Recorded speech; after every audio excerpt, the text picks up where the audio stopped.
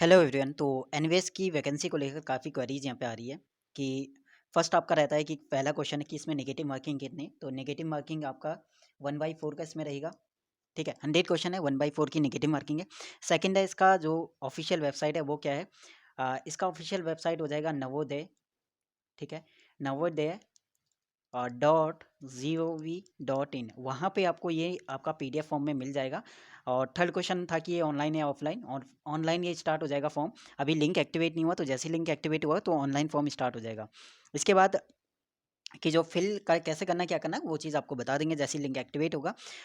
इसके बाद इसका काफ़ी एक क्वेश्चन ये था कि इसके सिलेबस को एक बार डिस्कस करें, तो इसका एक बार मैं देख लूँगा इसका प्रीवियस पेपर।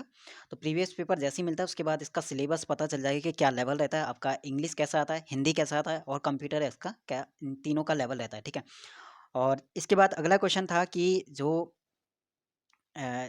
स्किल था, स्किल के लिए कितना टाइम यहाँ पे मिलता है। देखो, मिनिमम हर किसी एग्जाम में स्किल का के लिए 3 मंथ तो मिनिमम आपके दिए जाते हैं। ठीक है, और इससे पहले ये डिपेंड करता है, इससे पहले का जैसे एनवीएस का अगर इससे पहले कोई एग्जाम हुआ है स्टेनो वाला, तो ये चीज़ मुझे देखना पड़ेगा कि उसका जो स्टेनो का एग्जाम था स्किल वाला, वो रिटर्न के कितने टाइम बाद हुआ है। तो जैसे ही मैं वो चीज़ मुझे मिलता है तो मैं बता दूंगा नेक्स्ट वाली वीडियो में। ठीक है, अगला क्वेश्चन था यहाँ पे कि एग्जाम सेंटर इसका कहाँ-कहाँ हो सकता है। तो ये आपका job location all over India है, तो कहीं न कहीं एग्जाम सेंटर आपको पता चलेगा जब आप एग्जाम को फिल करोगे। देखो, एग्जाम फिल करना, एग्जाम सेंटर जैसे कि मतलब और कोई भी अगर फिल करता है तो वो एग्जाम सेंटर वहाँ पे दिखा देता है कि कहाँ-कहाँ आपका एग्जाम है। तो आपके सिटी में एग्जाम जहाँ हो तो वहाँ कहीं न कहीं हो सकता है कि एग्जाम सेंटर आपको दे। अगला क्वेश्चन था यहाँ पे कि जो आपका लिंक है वो अभी एक्टिवेट नहीं हो रहा या फिर शो नहीं कर रहा, तो ये मैंने बता दिया। एडवर्टाइजमेंट की जो पीडीएफ है वो मैं दे दूंगा, वो मैंने दे दिया है टेलीग्राम पे। तो आप में से कोई भी नया हो तो टेलीग्राम ग्रुप को आप ज्वाइन कर लेना, क्योंकि टेलीग्राम का में जो इसका पीडीएफ है, जो आपका वैकेंसी का कंप्लीट यहाँ पे डिटेल है, वो मैंने यहाँ पे सेंड कर दिया टेलीग्राम वाले ग्रुप में। टेलीग्राम का लिंक है डिस्क्रिप्शन, वहाँ से आप ऐड हो जाना है। ठीक है, तो वहाँ पे एडवर्टाइजमेंट का जो पीडीएफ है वो मिल जाएगा। जॉब लोकेशन मैंने बता दिया ऑल ओवर इंडिया, एक का क्वेश्चन ये भी था। ऑनलाइन वैकेंसी है, ऑफलाइन, ऑनलाइन ये वैकेंसी है। ठीक है, और सीबीटी आपका 9 से 11 मार्च तक, ये मैंने फर्स्ट वीडियो में यहाँ पे डिस्कस कर लिया, और जितनी भी वैकेंसी के बारे में और कुछ भी यहाँ पे थोड़ा सा मैं डिस्कस कर लूँगा। इसके बाद यहाँ पे ईएसआईसी और एनवीएस कौन सा यहाँ पे बेस्ट है दोनों में से। अगर आप देखोगे वैकेंसी के ऊपर, तो ईएसआईसी की वैकेंसी थोड़ा ज़्यादा है एनवीएस से।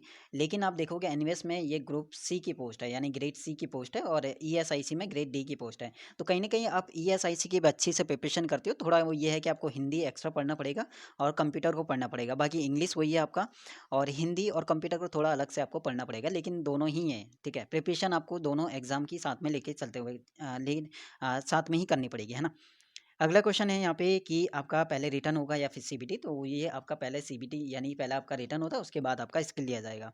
उसके बाद ये परमानेंट है या फिर नहीं है, कॉन्ट्रैक्ट बेस। तो परमानेंट है, गवर्नमेंट जॉब है, तो परमानेंट यहाँ पे रहेगा। तो ये इतनी सारी क्वेरीज थी जो आपकी फर्स्ट वीडियो यानी जो आपका पहली वीडियो से है। इसके अलावा जो भी इसका रह जाता है इससे क्वेश्चन, इससे रिलेटेड जो भी आपका क्वेरी है, तो वो आप कॉमेंट सेक्शन में पूछ सकते हो। ठीक है, एक बार हम डिस्कस कर देते हैं टोटल वैकेंसी के ऊपर, क्योंकि मैंने फर्स्ट वाले में खाली स्टेनो के ऊपर डिस्कस किया था कि स्टेनो की आपकी 22 वैकेंसी थी। लेकिन अगर आप 12th पास हो, 12th पास साइंस से किया हुआ है, ठीक है, और कहीं न कहीं थोड़ा ये है कि वैकेंसी और फॉर्म भी आप फिल कर सकते हो इसके अंदर। तो 19-15 फॉर्म है, 15 पोस्ट है, तो वहाँ पे 12th वाले कौन-कौन से या कितनी पोस्ट पे वो अप्लाई कर सकते हैं। तो अब हम डिस्कस करते हैं, अगर हम वही बात करते हैं, तो ये आपका टोटल यहाँ पे पोस्ट मैंने डिस्कस कर लिया।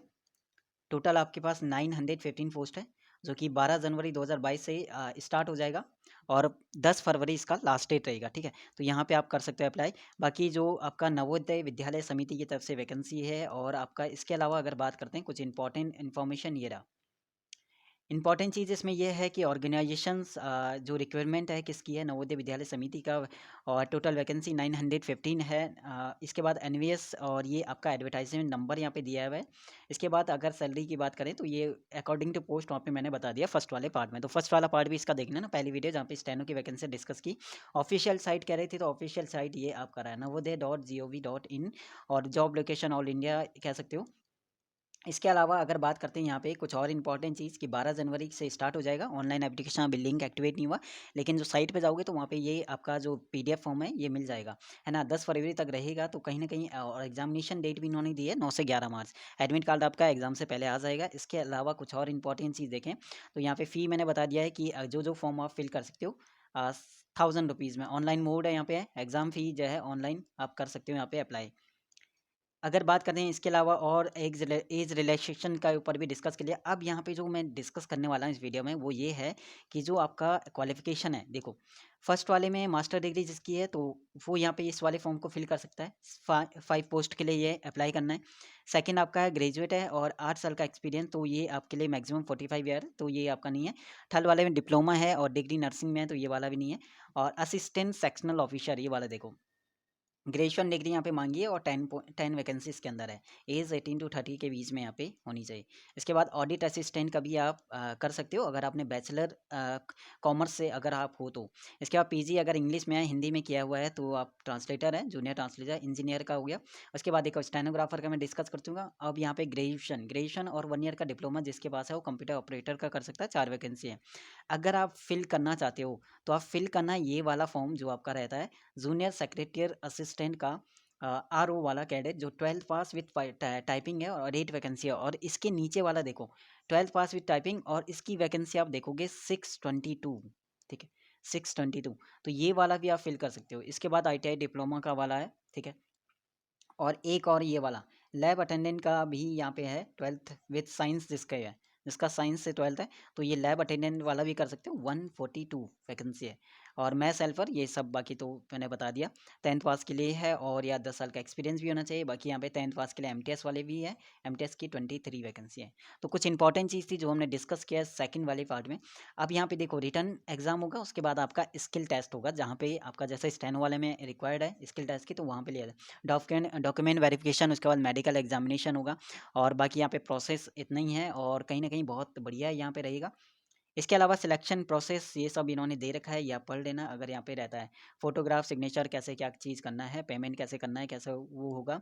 और इसके बाद यहाँ पे प्रिंट आउट, यहाँ पे इंपॉर्टेंट चीज़ है, जैसे आपका फॉर्म फिल होगा तो यहाँ पे प्रिंट निकाल देना, प्रिंट दी एप्लीकेशन फॉर्म का प्रिंट आप निकाल देना। लेकिन अभी जैसी लिंक एक्टिवेट होगा तो वो चीज़ मैं बता दूंगा। बाकी इंपॉर्टेंट चीज़ यहाँ पे देखो, लिंक एक्टिवेट अभी हुआ नहीं, तो लिंक एक्टिवेट होगा तो वो चीज़ यहाँ पे बता देंगे। और यहाँ पे कल या परसों में यहाँ पे फॉर्म स्टार्ट हो जाएगा, अप्लाई ऑनलाइन अप्लाई होना, ठीक है। और एग्ज़ाम डेट देखो इसका बहुत जल्दी है, 9 to 11 मार्च है। अब इसके अलावा कोई भी आपका क्वेरी है इस एग्ज़ाम को लेकर जो भी है, ठीक है। अब यहाँ पे रह गया पेपर को डिस्कस करना है, यानी इसके सिलेबस को, क्योंकि इंपॉर्टेंट है। अगर आप इसका एग्जाम दोगे तो इससे प्रीवियस पेपर यानी प्रीवियस ईयर का पेपर एक बार डिस्कस करना पड़ेगा। उसमें इंग्लिश का क्या सिलेबस रहा, उसमें हिंदी किस लेवल की आई थी, उसमें आपका कंप्यूटर कैसा कुछ पूछा हुआ था, तो कहीं ना कहीं। और ये चीज़ है, थोड़ा लाइक कर लेना वीडियो को अगर अच्छा लगता है तो, क्योंकि मोटिवेट यहाँ पे रहते हैं। और अच्छी बात है, काफ़ी लोग कर भी लेते हैं बिना कहे, तो समझदार बनो ये चीज़ को, है ना। क्योंकि इन्फॉर्मेशन अगर इंपॉर्टेंट आपको चाहिए तो कहीं ना कहीं ये भी इंपॉर्टेंट है कि आप मोटिवेट करो उसे। और मोटिवेट करने के लिए ये है कि आप लाइक कर सकते हो, ठीक है, लाइक कर सकते हो। बाकी यहाँ पे कमेंट सेक्शन में एक आपके पास ऑप्शन है कि इसके अलावा कोई क्वेरी आपका रहता है इस एग्जाम को लेकर, तो कमेंट सेक्शन में आप पूछ सकते हो।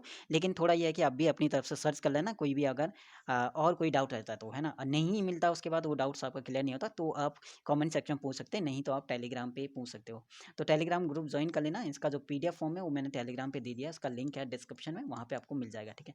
बाकी शुक्रिया, take care, all the best, bye. और नेक्स्ट वीडियो में डिस्कस करेंगे, अगर इसका प्रीवियस पेपर मेरे को मिलता है प्रीवियस ईयर का, एनवीएस का और स्टेनो का मिलता है तो बहुत बढ़िया, एनवीएस और बाकी स्टेनो के अलावा और कोई पोस्ट का मिलता है तो भी हम डिस्कस कर लेंगे। वहाँ से भी एक अंदाज़ा लग जाएगा कि क्या इसका सिलेबस है, क्या इसका सिलेबस है, क्या पैटर्न है, क्या लेवल रहता है, ठीक है। बाकी शुक्रिया, take care, all the best, bye bye.